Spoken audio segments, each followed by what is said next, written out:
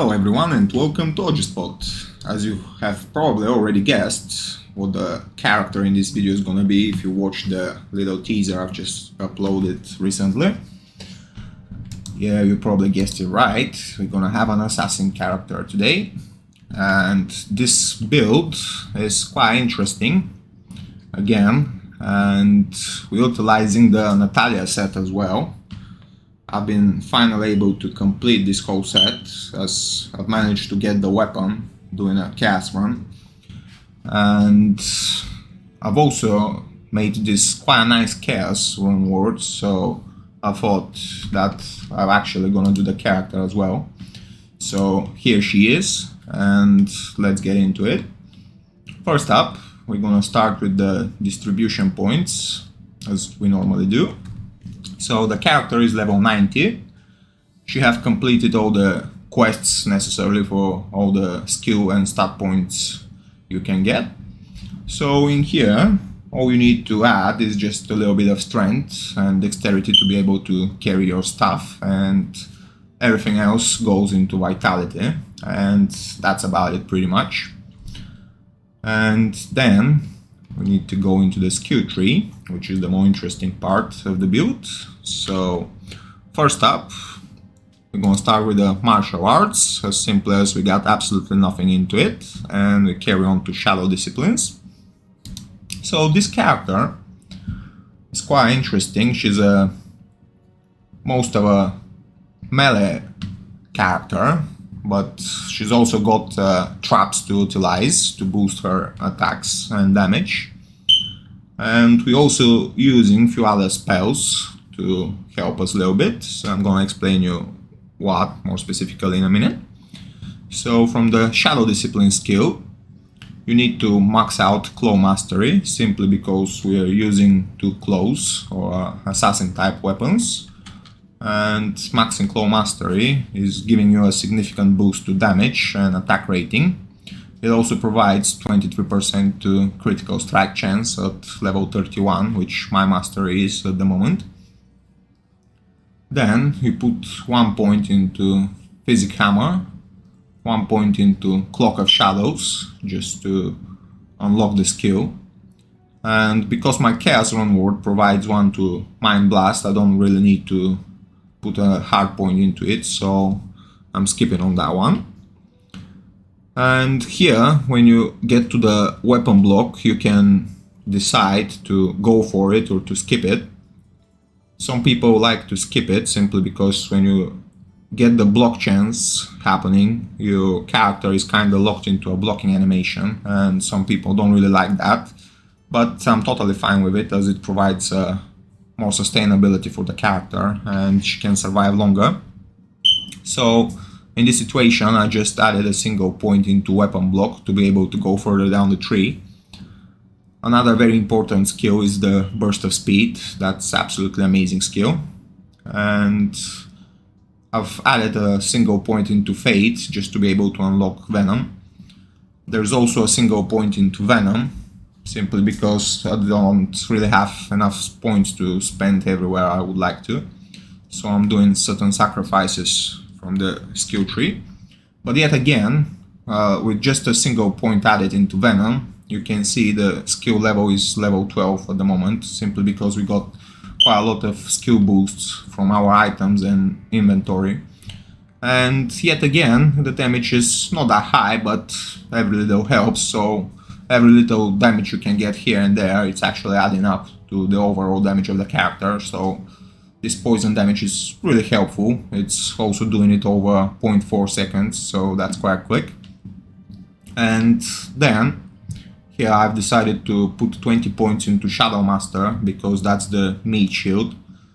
And when you actually start leveling up the Shadow Master or the Shadow Warrior, if you go above level 19, I believe it was, they actually got the best equipment they can have, and they got really strong gear put on them. So the more points you invest into Shadow, the stronger she gets, and at level 31 she's really strong, as you can see. She's got more life than the character actually does.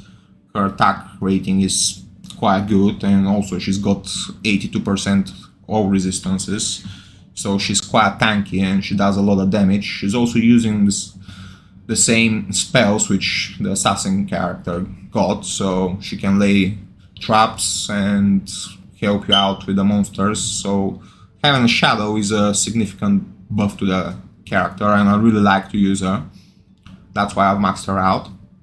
And then let's carry on to the traps. So in here I've just maxed out Lightning Sentry, and I've decided to max out Shockwave, and I'm gonna explain you why a little bit later. And here I just really wanted to unlock Blade Shield, and there's quite a smart reason behind it. I'll tell you why later on when we get to the items part of the build.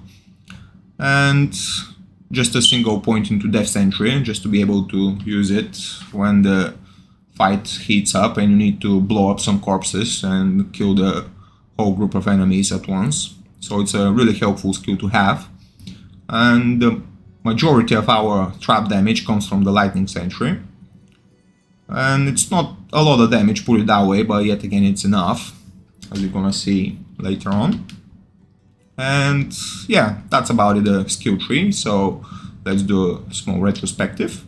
So 20 points Lightning Sentry, 20 points Shockwave, 20 points Claw Mastery, 20 points Shadow Master, and the rest you can see are just a single point here and there.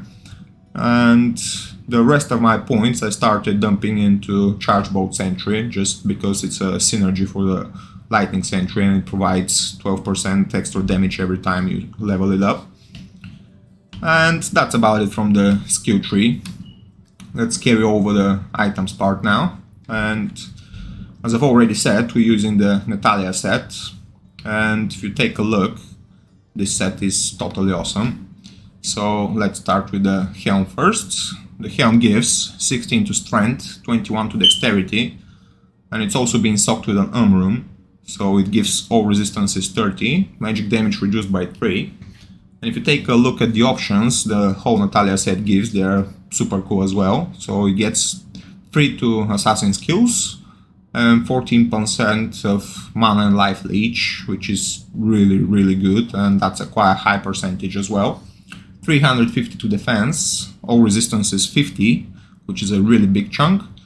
Damage reduced by 30%, that's absolutely insane coming out from a set. And then magic damage reduced by 15. So let's carry over the armor now. The armor is really overpowered again. It gives, it can actually spawn with 1 up to 2 to Shadow Discipline skills, and with 1 up to 3 open sockets as far as I remember. So this one is the best example you can have, providing 2 to Shadow Discipline skills as well as 3 open sockets. And I've also socked the armor with 3 runes, giving it another 45 to all resistance, and it's a really good armor that way. It really boosts our resistance, is quite high. It also gives a good amount of life, that's based on a character level as well. And poison length reduced by 75% is quite helpful also. And let's carry on with the boots. The boots are quite crappy, to be honest. They are the worst part from the set, but yet again they give amazing amount of faster run walk speed. 40% is the highest you can have on a boots, so they give that at least. And a dual resistance, which is a little bit low, but yet again still stacking up. The more you have, the better. So the last piece of the set is actually the hardest one to obtain and to find, and I've been doing quite a load of runs to obtain that. And that's the Natalya's Mark. It's quite a difficult weapon to get. The drop rates are quite low, and you have to be farming on the 85 level areas as well. And this one is also socked with an rune. So if you paid attention, there have been 5 runes added to Natalya's set so far. So we've been boosting up our all resistances by astronomical amount. They're super overstacked at the moment. And if you put an rune inside the weapon, if you take attention, it gives 25% chance of open wounds. And this one is stacking up with the other weapon we got, which is the Chaos, which also gives 25% chance of open wounds. And when you pair those two together, that equals to 50% chance of open wounds. But that's not the end of it. Here we got the Draco's Grasp gloves, which also provides 25% chance of open wounds. So we already stacked that one up to 75% chance, which is almost guaranteed to open wound on an enemy once you hit it. And they also give 9% chance of 9% of life stolen per hit, so that's additional life leech we got stacked up with the one coming up from the set. There's also 13 to strength, 5 life after each kill, and there's a 15 life after each demon kill on the Chaos Zone ward itself. This is a really nice weapon. And let's carry on with the rings now. So first up we got the Ravenfrost ring. That's a must-have in my eyes. So this one is a perfect example. That's a 250 to attack rating and 22 dexterity one. It's really good ring, put it that way. It gives really good amount of attack rating, which you really need simply because you are a melee character.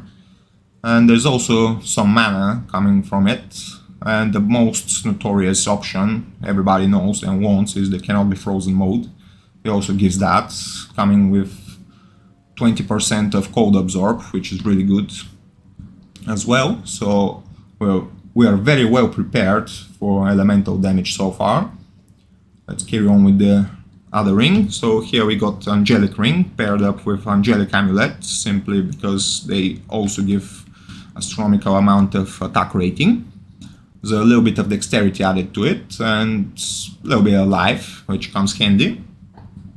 And let's go over the belt now. So here we got the Thunder's God Vigor. That's a really nice belt. It gives 10 to maximum lightning resist as well as 20 lightning absorb. And when you reach that point, when your resistances are so high, you can actually get yourself healed by lightning attacks when you're wearing that belt, so that's really cool.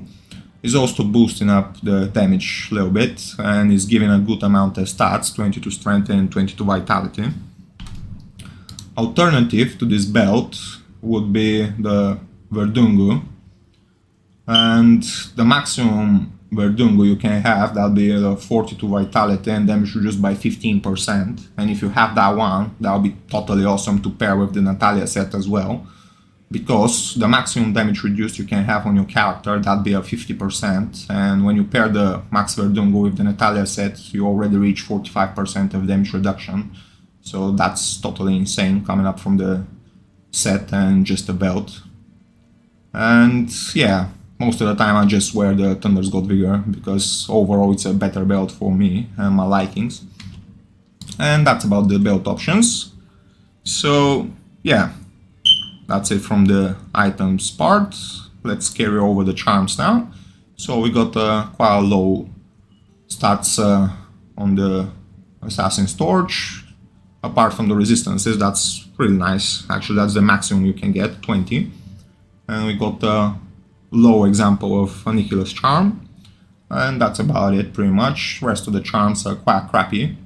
So here we got the Shallow Discipline Killer, another plain one, some maximum damage with attack rating charm, maximum damage with attack rating, maximum damage with attack rating, and the rest is just life, pretty much, the ones which I could have.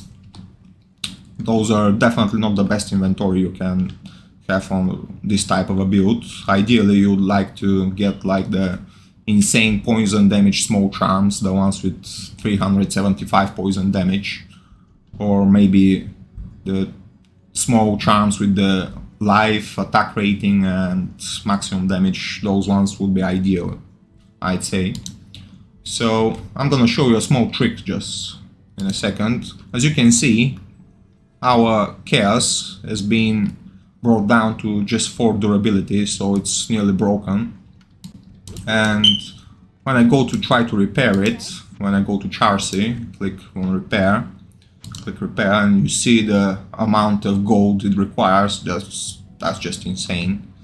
So I'm gonna show you a little trick how you can skip farming all that gold just to repair your item. So there's like 2 options for repair recipe in the heraldry cube, and all you need is a Ort rune for the weapons and a Raw rune for the armors. So I'm gonna show you right now. So we're gonna put the chaos with an Ort rune inside the heraldry cube, and watch out. So durability is 4 out of 48 right now. So we hit transmute, and there we go, 48 of 48. So our chaos has been fully repaired just by using an Ort rune in the heraldry cube and hitting transmute. So that way we've skipped this insane price for repairing the weapon. And I'm gonna show you, I don't really need to repair anything from my armor part, just gonna show you to get the idea what it's like. So yeah, let's go with the armor. So it's pretty much the same as we did with the weapon, it's just the armor and the Raw rune. Get them together in the heraldry cube, you hit transmute, and there it is, durability repaired. Nice trick just to have in your sleeve, you know. So let's carry on now. Yeah, and that's about it for the build. So I'm gonna explain you why I really wanted to have this blade shield. So as you've noticed, this character already has 75% chance of open wounds, and this also works with your blade shield, as you guessed it. And because we are a melee character jumping into a fight, mostly into massive groups of enemies, this blade shield is actually so much helpful. It's not about the damage it does, because it's really low, it's only about 300 right now. You can actually boost it up to a little bit more just by swapping out the weapons. And that's a little bit better. So the damage the blade shield actually does is quite low, put it that way. But yet again, I really wanted to have it because the open wounds percentage. So it also works when you do PvP. So let's say I start whirlwinding against a barbarian or some paladin, for example, and my blade shield hit it, and it also got the 75% chance to open wounds on that enemy. So that's a really good thing to have in your arsenal. So I'm gonna show you the build in action right now. First up, we're on Hell. Our resistances are super overstacked. Our attack rating is good enough, but yet again, you can boost it up even further by carrying a Demon Limb in your stash. So all you do is just put your Demon Limb and use your enchant, and that way we boosted up our fire damage by a little bit. Let's say 115 fire damage we've added to our attack, and we've added about 4.5k of attack rating simply by using enchant. So that's really good. And let's carry on with the pre-buff procedure now. So on the weapon switch, we carry a call to arms just to be able to use the battle orders and battle command, paired up with a spirit shield for the added 220 skills. So all you do in this situation as a pre-buff is cast, first you start up with battle command just to add additional skills to all of your attributes. So starting up with it, then you go into battle orders, and then we can start adding venom, burst of speed, cast up the shadow, buff the shadow up with battle orders and battle command, and blade shields. So that's our full arsenal. And our lightning sentry trap does just about 3k damage. So let's go now.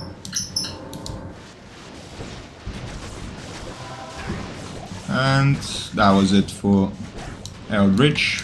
Eldritch is dead. Just a small unique here. I'm gonna pick it up. Let's carry over Shank. So we almost got 3k life with this build and setup. And the character is super super strong. She's insanely strong actually. So we just utilize the corpse explosion trap. And that was it. Monsters are done. Let's go and do the chaos run now, just to get an idea how powerful the build is. The mercenary is nothing special, just a crown of thieves to get the insane life leech amount coming from it. Duriel's shell, super budget option, cannot be frozen, a little bit of resistances and life. Nice mercenary armor, I'd say. And the Grandfather Colossus Blade, really good weapon, nothing special. So the mercenary is not that strong, but yeah, again, he can kill a few enemies here and there. I mostly use him as a meat shield. Problem is, with adding just a single skill point into all these skills, that is, you need to recast them a little bit more often, as the duration is not as good as if you max them out, for example, but that's not a big issue, so let's carry on. So I might just Whirlwind to the gas entry, skipping out on a few monsters here and there. Here's a champion pack, so I'm gonna kill those. And you can see how insane the life and mana leech are. Just in the fight, being cursed and everything. And yet again, I'm leeching super good. So I'm not actually afraid of jumping into a fight or anything. I don't really care how many enemies are on the screen or anything like it. I just jump into the fight and that's it. Basically, this character is so strong that when you were winning, you can't really die. And as you see, she clears everything so easily. So all you do is just lay a few lightning sentry traps, start whirlwinding, and as soon as you pop the first monster, you just start adding the death sentry traps, and they start exploding those corpses, and the monsters just start falling apart quite easily and quick. And that's about it. So as you can see, even with the conviction aura, our resistances are still quite high.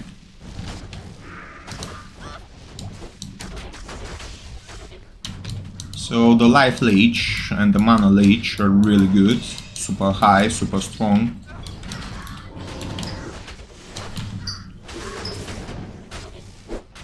So there is absolutely no problem clearing everything on the map.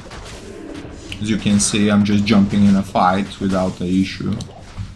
And let's kill all of them. And it's super easy actually. All you do is just whirlwinding here and there. And the damage we do with the whirlwind is not really high, but we're relying heavily on the open wounds, and we're doing nice amount of critical strikes as well coming from the claw mastery. So every now and then we hit really strong, and there's also added magic damage coming from the chaos run ward, so this also helps a lot. And as you can see, everything's super easy. Like, you just place down a few death sentries and they take care of the rest of the monsters for you.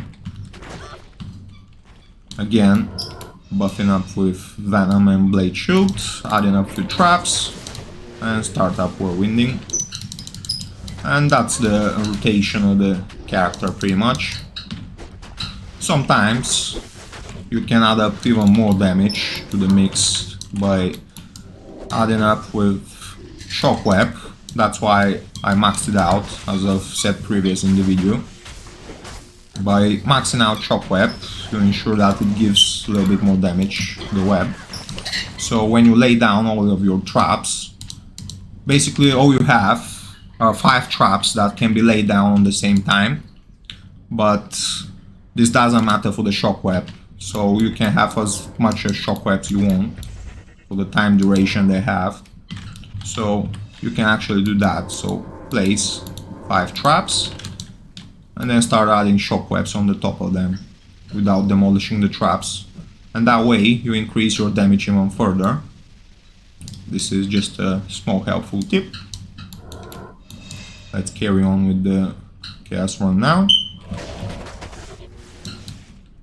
You just saw how good the Lich was.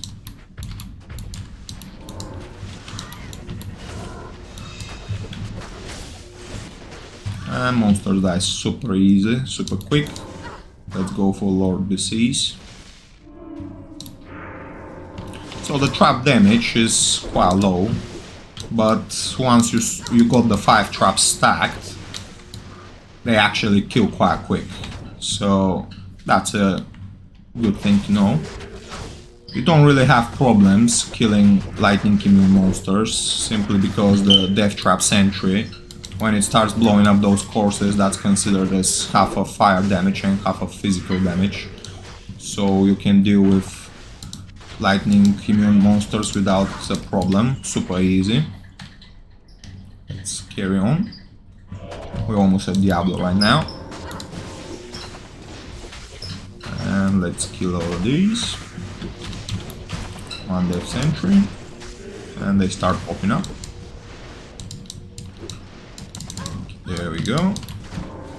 Let's lay a few traps down. And start whirlwinding. So as you can see, we've been cursed.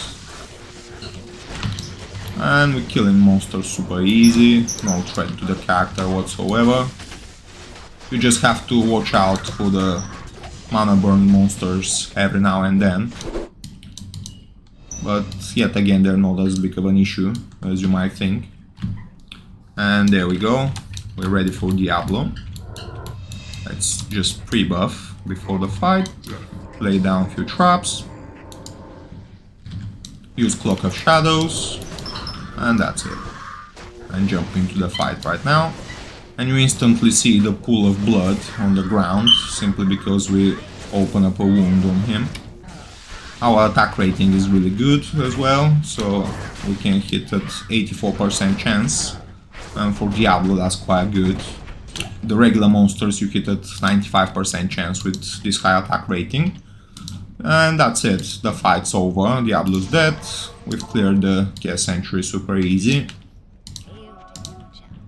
And yeah, that's about this build, guys. So I really hope you like it, guys. And just quickly I want to say thank you to all of you which you've been supporting me and dropping by to my channel, leaving comments, leaving likes, just watching my stuff, and this really helps me and helps the channel grow, so thank you for that.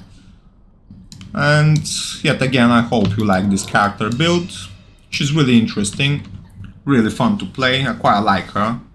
You can do almost all of the game content with this build.